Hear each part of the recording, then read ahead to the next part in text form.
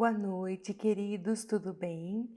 Hoje, mais uma aula de planejamento alimentar e o assunto desta noite vai ser sobre a alimentação do escolar. Nós estamos vindo já há algum tempo estudando a importância do planejamento alimentar nas fases da vida e vamos terminar ainda com a terceira idade, com a velhice, com o idoso. Então, nós começamos com a gestação, com o lactente, a importância do aleitamento materno, o primeiro ano de vida, como se dá essa transição alimentar. Falamos na aula passada do pré-escolar e hoje vamos aos slides do escolar. Bom, gente, vamos falar um pouquinho das características dessa criança, do escolar. Quais são as características físicas e as características de crescimento desta criança? De acordo com algumas bibliografias, tá?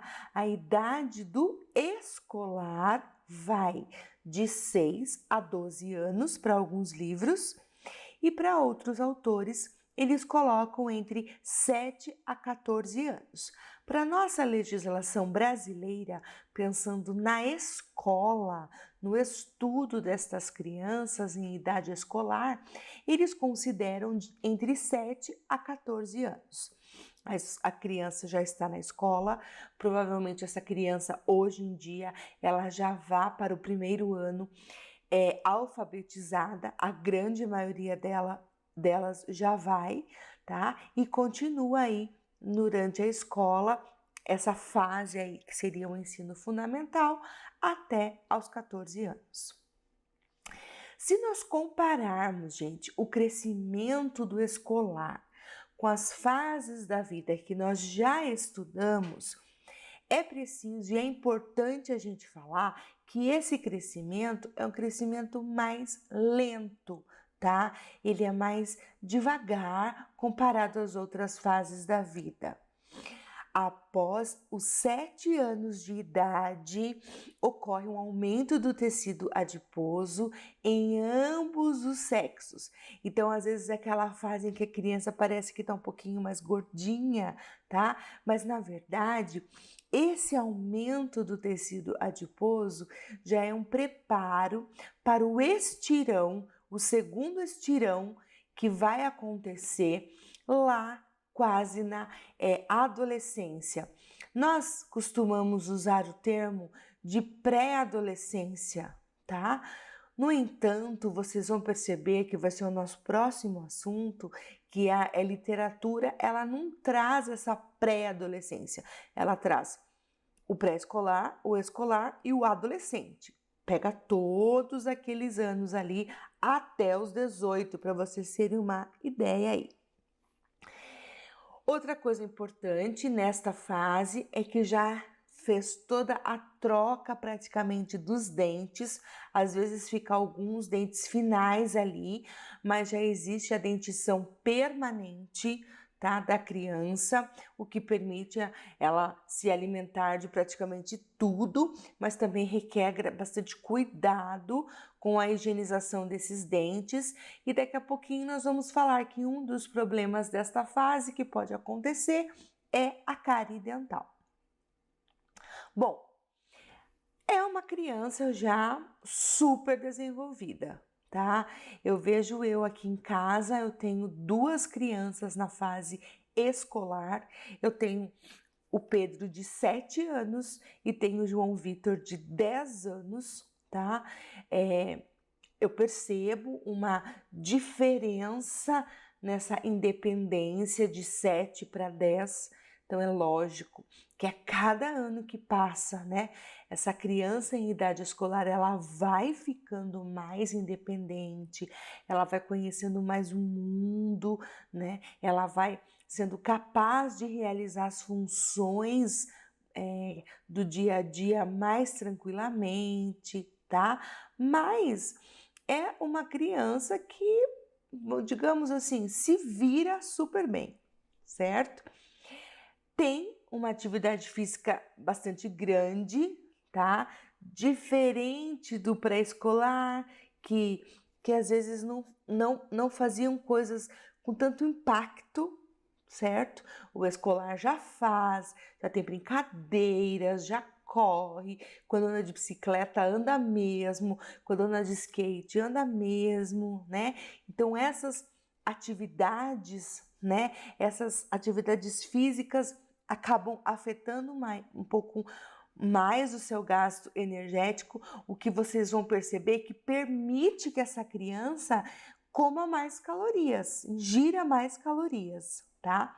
Lógico que trazendo para o contexto de hoje, certo? 2020, né? Onde nós estamos aqui, tem o lado negativo de as atividades físicas estarem um pouco em baixa, talvez pelo excesso de brincadeiras com computador, brincadeiras no videogame, brincadeiras no celular, no tablet. Isso pode atrapalhar um pouco essa atividade física do escolar. Mas é uma coisa aí, uma dica também para os pais, né, para trabalharem a importância de parar um pouco com isso ter limite para o escolar, porque ele ainda não sabe se dar o limite, tá? Isso é uma coisa que depende dos pais, e incentivar a atividade física, porque eles gostam. Eu não sei também se é porque eu tenho meninos, mas eles gostam da atividade física na escola, no colégio, gostam de praticar um futebol, uma natação, eles gostam disso, tá? Em termos de trato gastrointestinal, tá totalmente desenvolvido, certo? Tá, assim, tranquilo aí essa questão de alimentação. Bom, gente, o que é complicado aqui, né? A gente já falou essa questão de troca de brincadeiras fora pelos jogos no computador ou no celular, certo? Erros alimentares vão poder se destacar nesta fase, tá? Então, comer coisas não saudáveis, mas ao mesmo tempo a importância, né, de uma alimentação saudável. Olha o que eu escrevo aqui. O acesso a uma alimentação saudável nesse período é, portanto, essencial, pois, em virtude do crescimento e desenvolvimento dos ossos, dos dentes, do músculo, do sangue, as crianças precisam de alimentos mais nutritivos em proporção ao seu peso do que os adultos.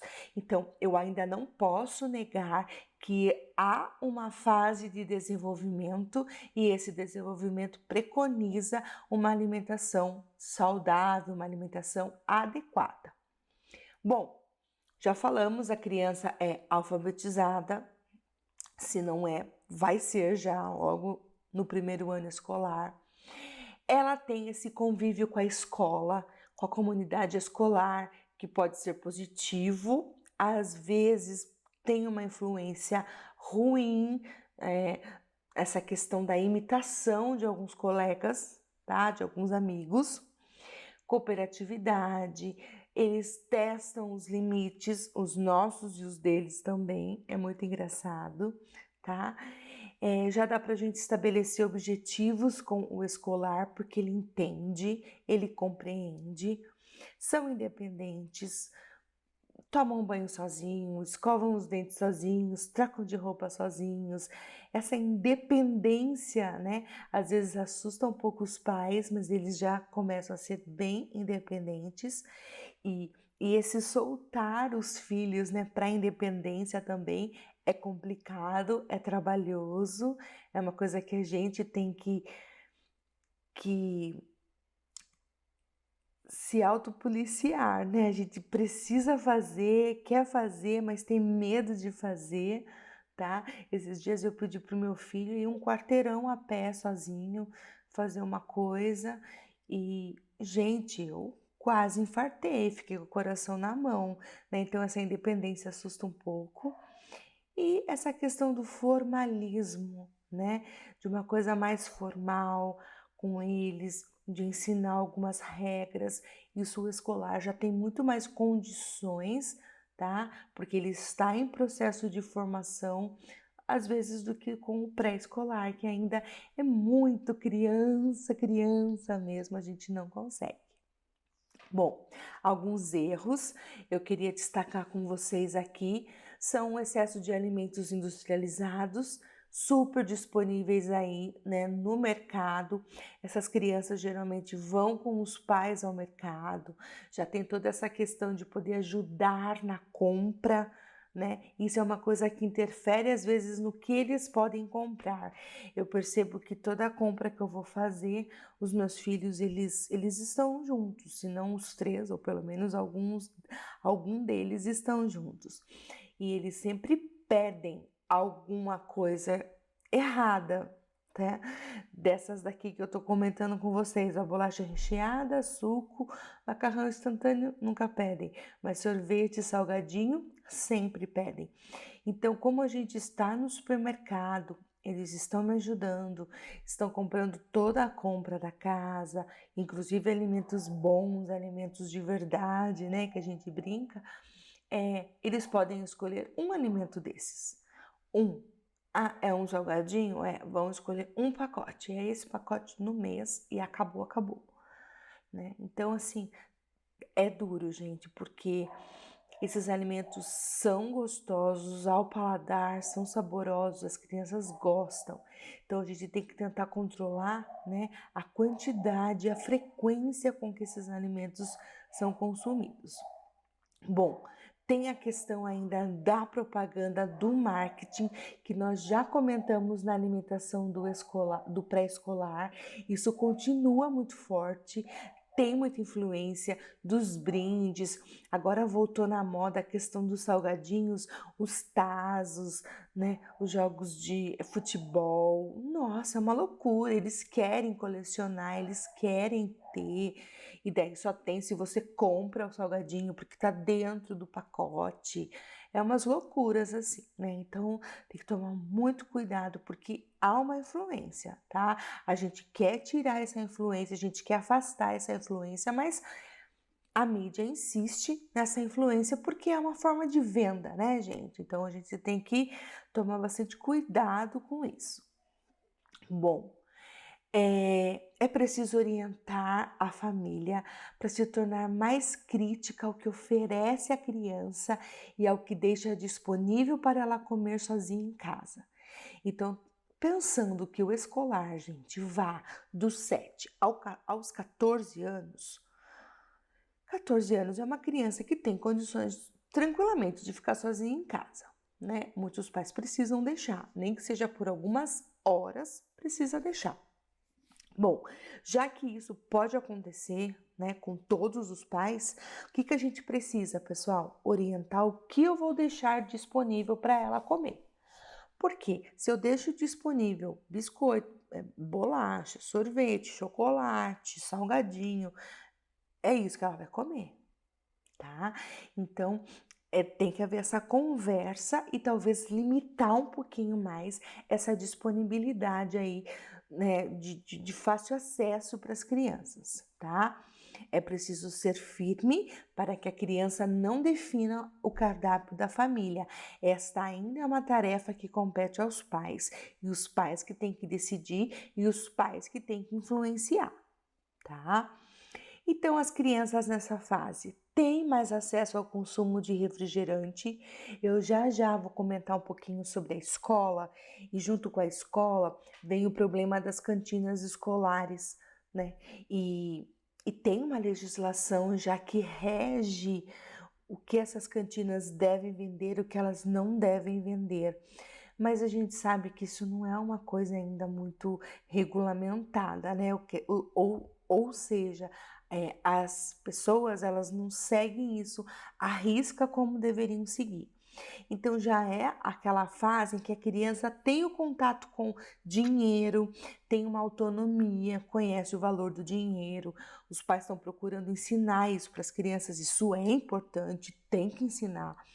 mais esse acesso, ou seja, pode ser que ela vá à cantina ou vá a algum mercadinho próximo à casa e compre coisas não saudáveis, né? Então, cuidado com o alto consumo de refri, alto consumo da batata frita, né? Não a batata como alimento, mas a batata frita, ausência de vegetais e carnes, principalmente vegetais, tá? E aumento de consumos de guloseimas e de doces. E aqui eu destaco principalmente as balas. Eu percebo que se eu deixo bala em casa, é um negócio meio complicado. Eles atacam, adoram, né? Aqui destaque aí para as balas moles, né? Com certeza. Bom, já existe o problema, né, algumas preocupações nutricionais com o escolar, preocupações nutricionais de doença, tá? Então eu destaco algumas aqui, mas principalmente obesidade, infelizmente temos que falar, porque já existe, e com ela vem as dislipidemias, né? Nós vamos estudar melhor as dislipidemias mais para frente, e vocês vão ver que é o colesterol alto, que é a hipercolesterolemia, e o triglicérides alto, que é a hipertrigliceridemia. Então, a obesidade, junto às dislipidemias, junto à hipertensão arterial, né, que é a pressão alta, e também, por mais incrível que pareça, pode acontecer algumas deficiências, tá? Deficiência de ferro, deficiência de vitamina C, deficiência de zinco, criança não ingere fibras, a gente já vai saber como calcula a quantidade de fibras para uma criança, e diminuição do apetite e do volume dos alimentos no início desta fase. Então, no começo pode ainda continuar aquela inapetência, mas ela é recuperada depois, tá? Até por conta do gasto energético que essa criança tem. Destaque, então, eu quis aí colocar para vocês os problemas mais frequentes, que é a obesidade, com certeza. Temos alguns locais de problema de baixo peso, tá? Por incrível que pareça, o Brasil, né, é o país dos opostos e acontece ainda a desnutrição em muitos casos e acomete crianças e é um problema seríssimo, tá? A anemia ferropriva, em consultório, eu pude atender muitas crianças com anemia ferropriva, com ferro muito baixo. Gente, foi assim, pouquíssimas as vezes, pouquíssimas mesmo, que precisamos assim entrar com suplementação de ferro, tá? Porque a correção alimentar já resolvia o problema da anemia ferropriva, certo? Então tomar bastante cuidado com isso. E cáries dentárias, porque por conta dessa alimentação errada mesmo, tá? Também outra coisa, por conta dessa independência do escolar, de escovar os dentes sozinhos, não são mais os pais que escovam, e a preguiça, escovou os dentes? Escovei, escovou nada, né? Coisas assim. Também há o problema muito grande de cárie, e lembrando que já são dentes permanentes, tá? Então isso é muito triste. Estou pensando na dieta, né? Pensando no planejamento alimentar. Qual que é o objetivo?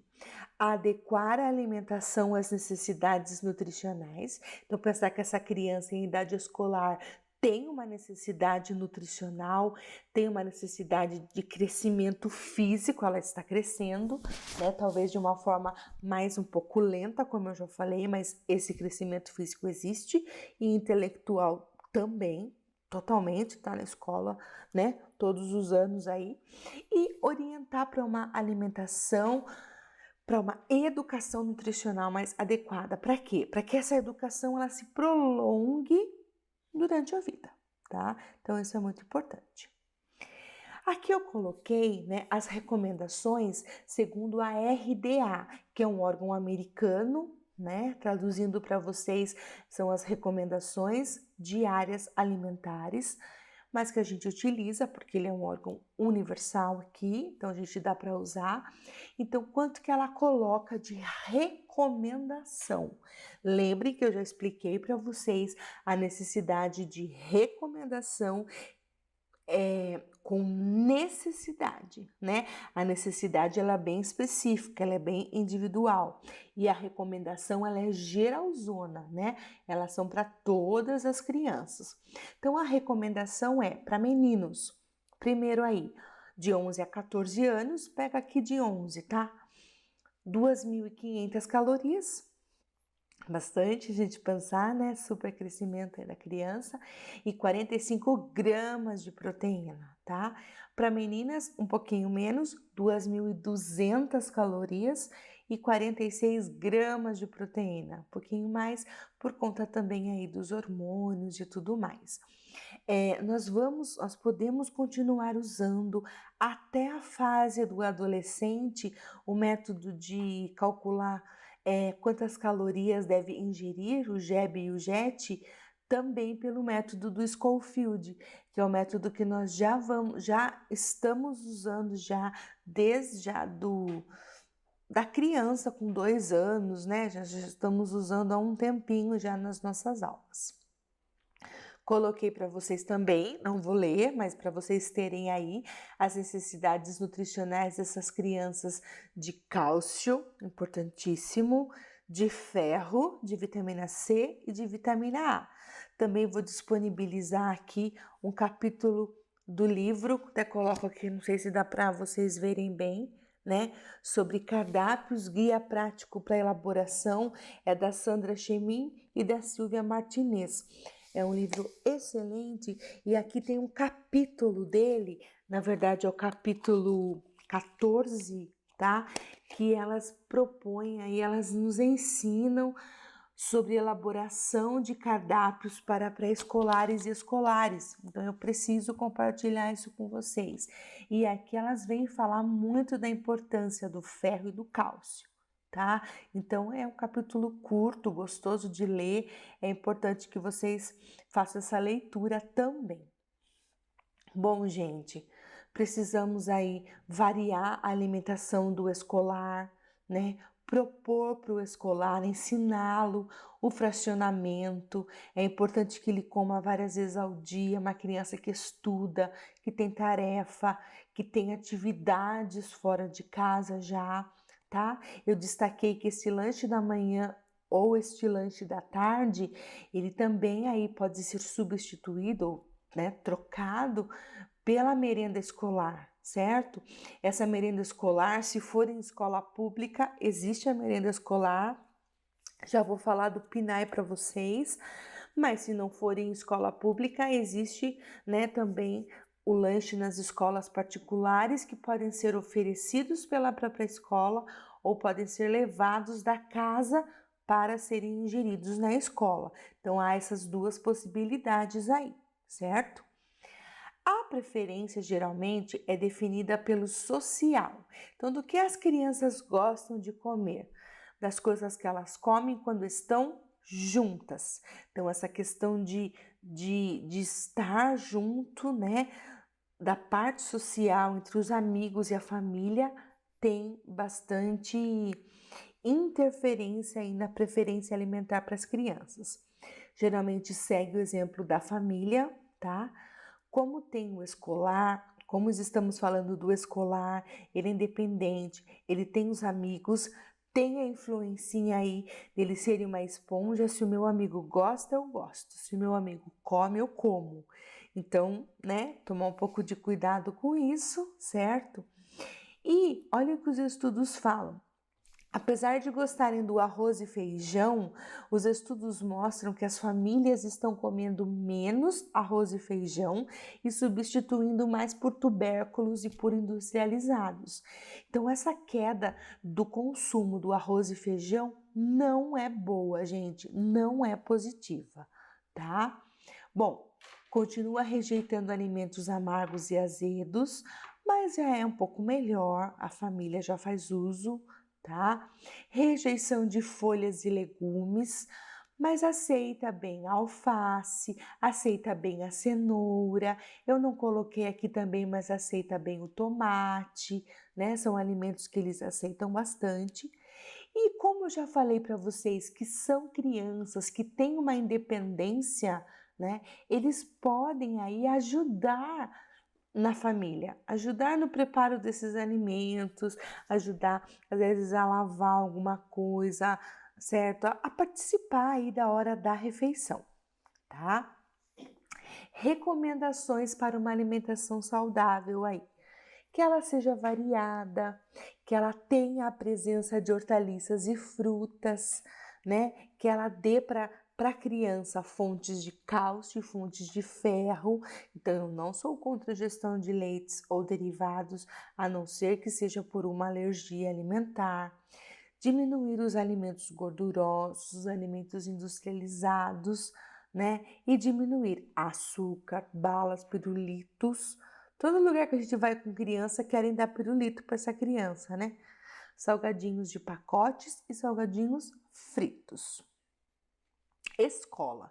Escola exerce influência? Exerce. A escola é o primeiro convívio social que essa criança tem. Pense, gente, que essa criança não sai para nada, ela sai para ir para a escola, tá? Então, a criança, ela copia o comportamento dos colegas. Então, isso pode ser positivo ou pode ser negativo, pode ajudar ou pode atrapalhar, tá? Então, precisa que essa criança participe, precisa que você tente, que como pai, né, tente envolver essa criança na escolha dos lanches para ir para a escola, que isso ajuda bastante. Pensando, gente, na escola pública, tá? Vocês não podem esquecer que existe o PNAE, que é o Programa Nacional de Alimentação do Escolar, que oferece a merenda escolar para as crianças, tá? Olha o que eles estabelecem. Acho que é uma matéria que vocês já estudaram já em ERSA também, certo? Mas ele fala um mínimo aí de 350 calorias a refeição e conter 9 gramas de proteína. O que eu preciso comentar, vai ser bem rápido, porque essa matéria vocês já estudaram, é que o PNAE, gente, eles na verdade, eles não têm, o PNAE, ele não tem essa preocupação, não, essa preocupação ele não tem o comprometimento em solucionar o problema da fome dessa criança, né? Em solucionar o problema da desnutrição dessa criança. Apesar de todos nós sabermos que tem criança que só come a merenda escolar, tá? Infelizmente é. Por isso que existe o direito à alimentação escolar. Mas a visão do PNAE é oferecer alimentos enquanto a criança está na escola.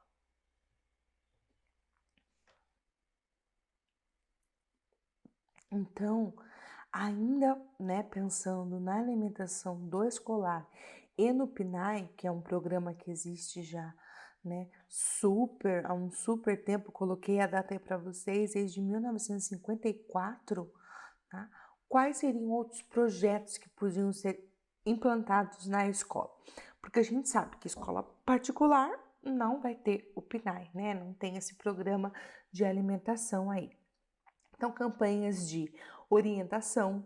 Então, fazer campanha com as crianças, trabalhar projetos de alimentação saudável, tá? Isso o técnico pode estar totalmente inserido, gente. Vocês são capazes de fazer esse trabalho aqui, um trabalho maravilhoso com as crianças.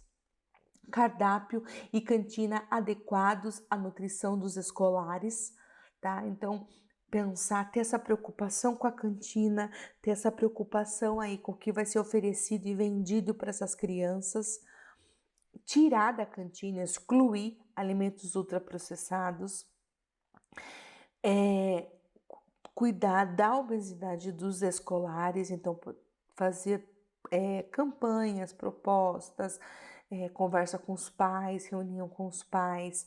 A horta na escola funciona bastante, porque a gente pode incluir alimentos da horta para refeição. Às vezes crianças que ficam na escola em período integral, né, que vão comer as saladas, ou trabalhar de as coisas na horta serem levadas para casa, para comer em casa depois. Ter aula de culinária, mas de uma culinária, uma proposta mais saudável. realizar na escola, dentro do ano, as festas temáticas que existem, de festa junina, Páscoa, Dia das Crianças, com alimentos gostosos e saudáveis. Então tem muito projeto, muita coisa que dá para ser feito na escola ligado à alimentação saudável do escolar, tá? Com isso também vocês trabalham aquela outra disciplina que é educação nutricional e saúde pública, ou seja, como educar nutricionalmente essas crianças. Então tem condições para isso, tá?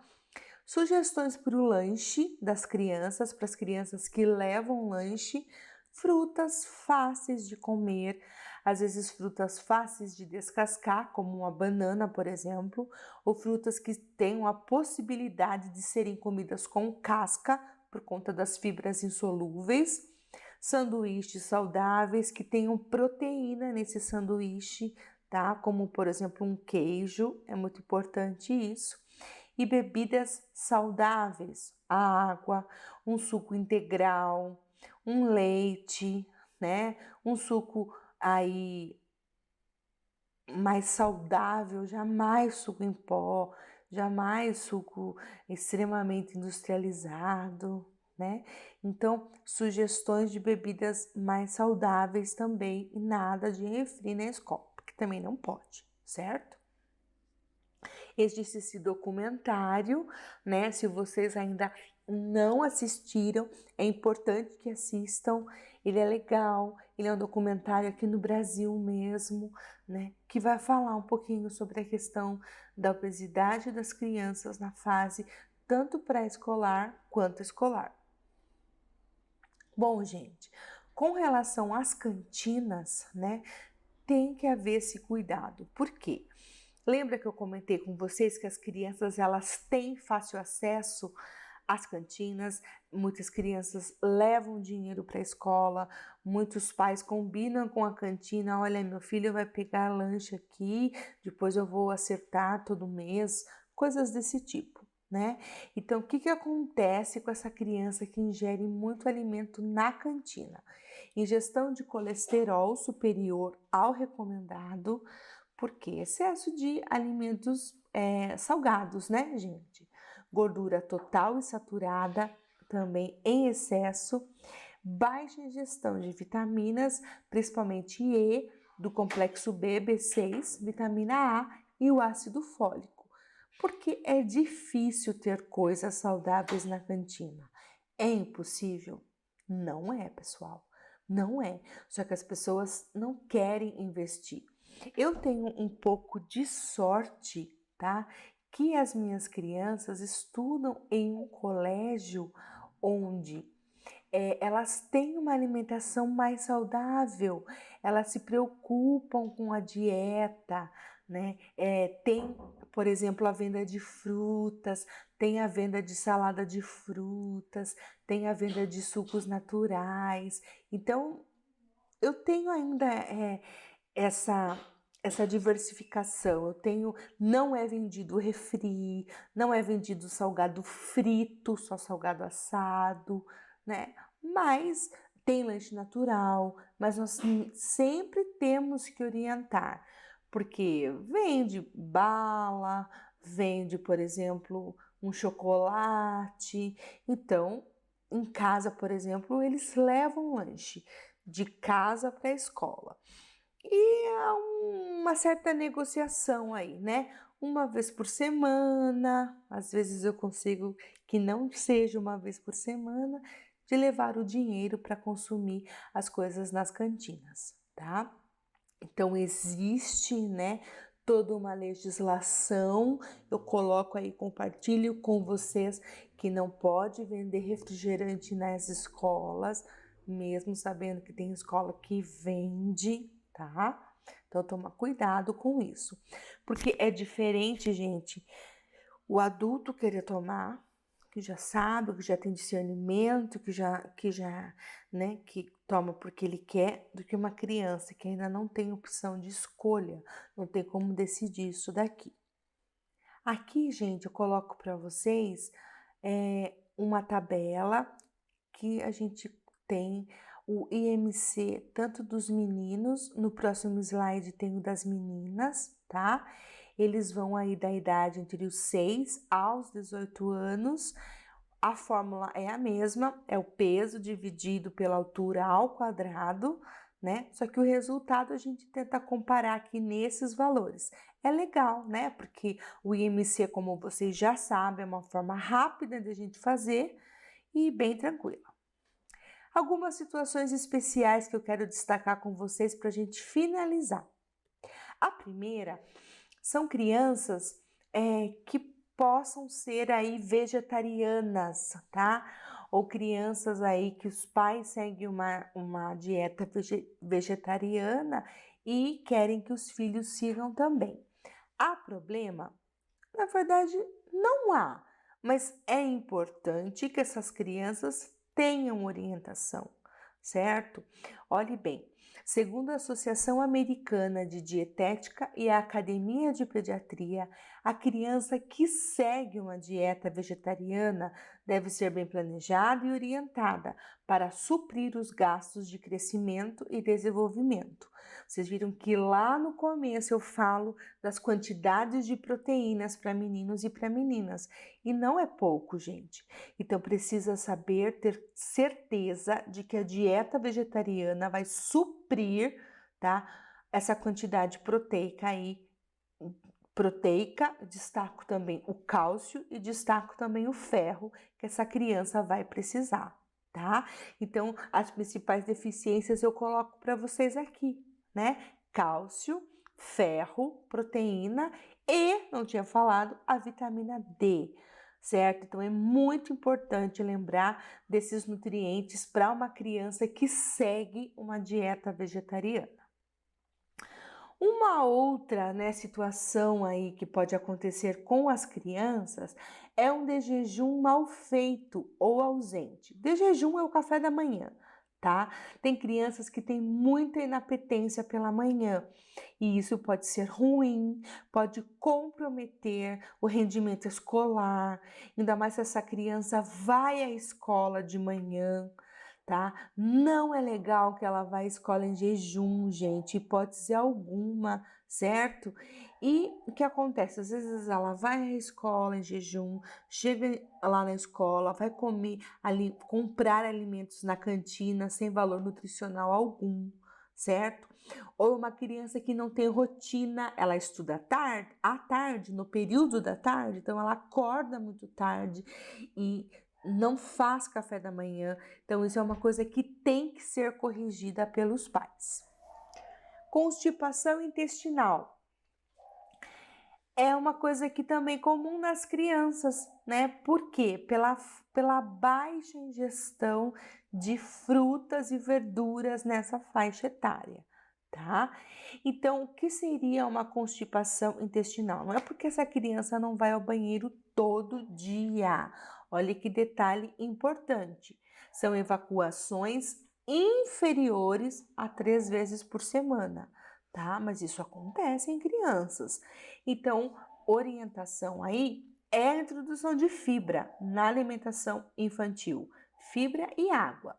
Então, coloco aqui para vocês iniciar pelas frutas, porque a fruta é melhor aceito pelas crianças, com certeza.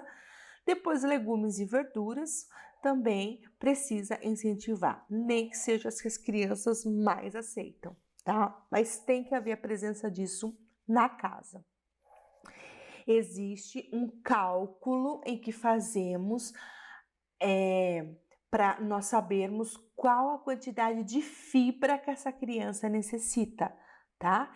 Então, a fórmula é idade mais 5 gramas. Essa fórmula a gente utiliza, de acordo com a literatura, gente, a partir dos 2 anos.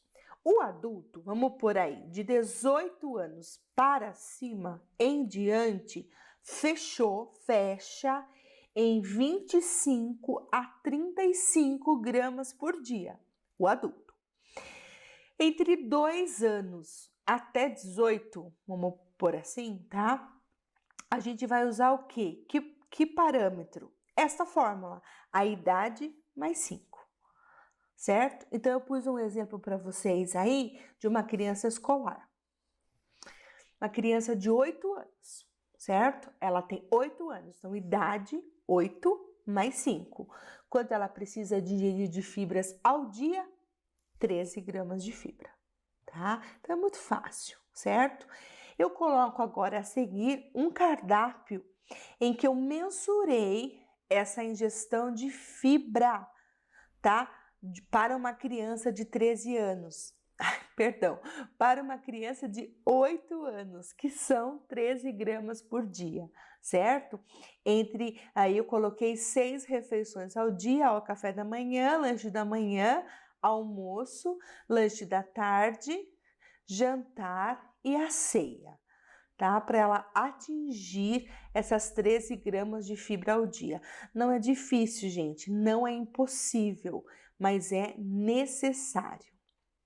Então, chegamos aí ao final da alimentação do escolar, né? Nós precisamos, como profissionais da saúde, nos preocuparmos com a alimentação dos nossos escolares. É uma fase muito importante da vida, é uma fase extensa aí, se eu pensar dos 7 aos 14 anos, né? Dos 6 aos 12 que seja, que logo já vai para a adolescência, que vai ser o nosso próximo estirão aí, que é o nosso próximo comentário, mas é uma fase muito importante, gente. Lembrem que na infância, quando a gente fala em infância, eu tenho que falar para vocês, né? Pré-escolar e escolar é onde se consolidam, né? Onde se firmam todas, né? Todos os hábitos alimentares dessa criança que ficarão para um futuro, né? Que lá mais para frente é possível mudar? É possível mudar, mas é mais difícil. Vai trabalhar com muito mais coisa por trás disso. Então, uma boa noite para vocês, certo? Foi muito gostoso estar aqui com vocês mais uma vez falando sobre isso. E até o nosso próximo assunto, se Deus quiser. Um beijo, fiquem com Deus.